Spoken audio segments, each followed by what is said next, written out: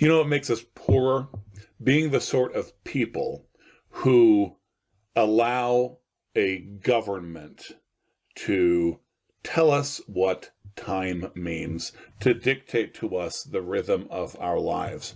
Holidays have nothing to do with the government or with corporations.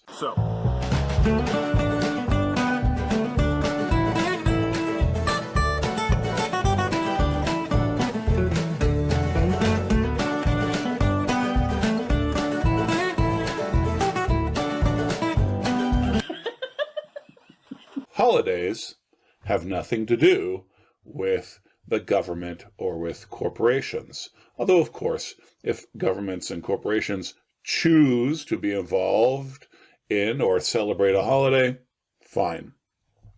What I celebrate, when I work, should have nothing to do with these people. So the topic of the video today is, what is a real holiday? Because yesterday was Juneteenth, and yesterday was Father's Day. Now, some of you may know my history with Father's Day and Mother's Day. I don't celebrate those holidays. I don't celebrate made-up holidays that have nothing to do with my life. I don't celebrate lame acknowledgments of my simple humanity. The most important thing about me is that I belong to Jesus Christ. I belong to King Jesus. And so does my family. And so for us, time is measured and is rhythmed out with that as its definer. So we are in the year of our Lord, 2022. And what is more, we do more for the first Sunday of Advent, which is New Year's Day in the Christian year, than we do for New Year's Day in the Julian calendar, or whatever Caesar-like calendar we are using. Of course, I use January, February, etc., because I have to get work done. But when it comes to feasting, to celebrating, to holidays, what do those months have to do with me?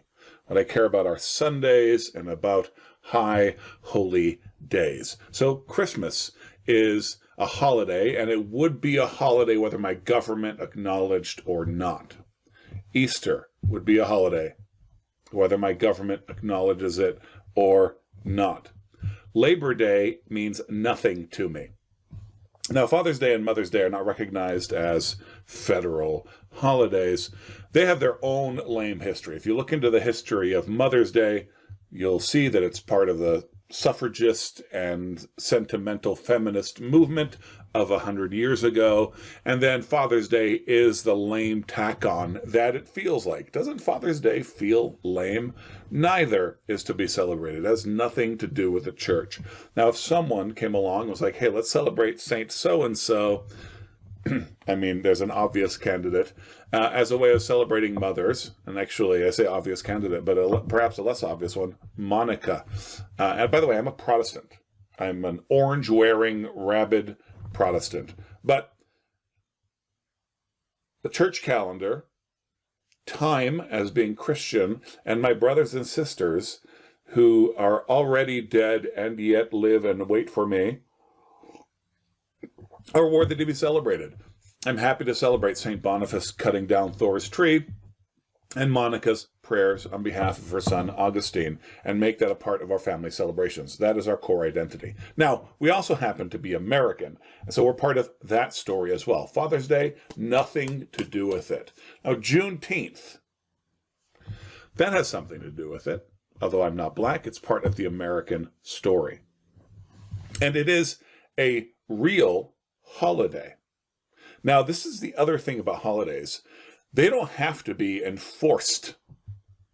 Juneteenth existed before the federal government said that it did. And it had a legitimate existence. And it continues to, even though the federal government has acknowledged it. Now, here's a map of states acknowledging Juneteenth. Now, what is Juneteenth? Juneteenth is a celebration of a particular district in Texas that was taken over by the Union, and the Army emancipated the slaves there. So it has a particularly Texan history and actually a Seminole and Mexican history as well. And so you'll see that the states in red, I believe it's red, yes, the states in red are the states that acknowledged, officialized, Juneteenth before the year 2000, before it was cool. Okay, and it was decades ago that Texas acknowledged it. Now, Texas and Oklahoma make a whole lot of sense. Okay, first of all, this happened in Texas.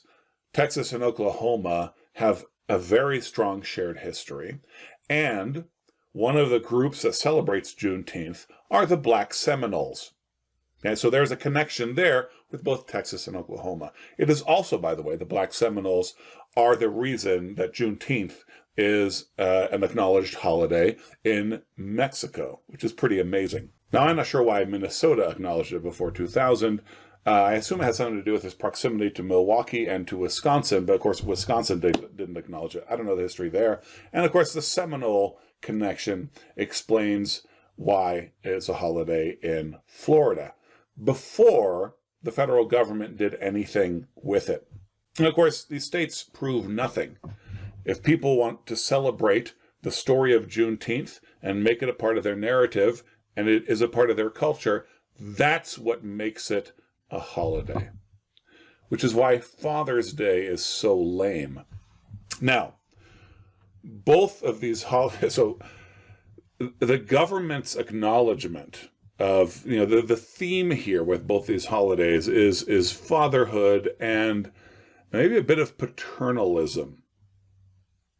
Because Juneteenth is real. And in a sense, the federal government acknowledging Juneteenth vindicates it. But in another sense, it actually robs it of its vitality, of its true force. Yeah. Juneteenth was celebrated by certain groups of people, not all blacks, but by certain groups of people. And by not all blacks, I don't mean not all the people who celebrated it were black. What I mean is it wasn't a universal experience for all Black Americans. Regardless, it was real, it had vitality. And now what we see is paternalism, particularly in the name that Biden gave it, right? So Biden is the one who officialized it as a holiday, and this is part of his Platinum Plan for Black America, I think it was called. Yep, the Platinum Plan for Black America. Goodness gracious, so embarrassing. The full name of the holiday is Juneteenth National Independence Day. And so calling it that, of course it is a sort of Independence Day. Calling it that puts it totally fits into all the race baiting and initial agenda stuff that is coming down from the state, from the government.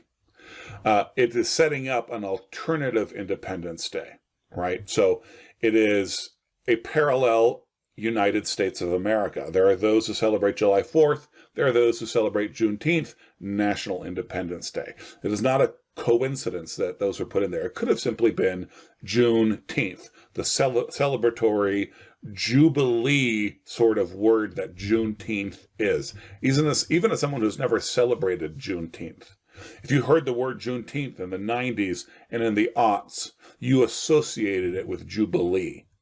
Now, the danger is associating it with a paternalistic government. Now, we are living through an age in which there is great father hunger and there is a father crisis. And it was tragic and poetic that yesterday, both Father's Day and Juneteenth hit us. Particularly because the federal government has been involved in undermining the father in Christian families, in society's families, for decades. I'd like to encourage you to celebrate real holidays. And how do you know if a holiday is real? if it is truly a high holy day? Well, I'll tell you. Can you use the story of that holiday to tell the gospel? I think that's a great rule of thumb. Now, there are holidays that this may be a little more difficult for. I don't think you'll find this too great a stretch. However, those will also give you, if it's difficult, those are the holidays that are sort of on the spectrum that you don't need to, that you might consider, there's no real need to make this a part of our family life. We don't celebrate Columbus Day, well, mostly because I'm not a Yankee, right? That's a Yankee holiday. Although some of you will argue that has nothing to do with Yankees. Only Yankees celebrate Columbus Day. Come on, y'all. And it's a federal holiday of all the weird things.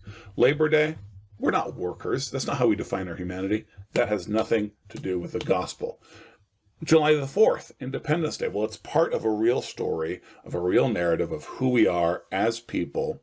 And we can talk about authority. We can talk about freedom. We can talk about independence and make it a legitimate part of our family lives. Now, if we're celebrating July the 4th as Independence Day just because it's what one does, that's a bad idea. And to be quite frank with you, we don't really do anything to acknowledge either the American or the Brazilian Independence Day. We truly, really do focus on the holidays that tell our stories as Christians. If we look at Thanksgiving Day, that is the civil American holiday where, to me, the gospel is most evident. And so it makes sense to tell that story and to have that celebration with my family. What is New Year's Day? New Year's Day is nothing. So can you tell the story of the gospel through this holiday? Through any holiday. That's what makes Juneteenth real. Regardless of how it may have been perverted, regardless of how it may have been co-opted. Father's Day, yeah, you know what, you could force it, I guess, but it's just what a weird acknowledgement. Okay, I'm starting to ramble. I've told you some personal things, like how we at least evaluate holidays and incorporate holidays, and I'll leave it at that. The peace of Christ be upon you. What day is it today? Remind me. It's Sunday, Mr. Pension. Sunday. And what do we do on a Sunday morning, wherever we happen to be? We go to church, you bloody heathen!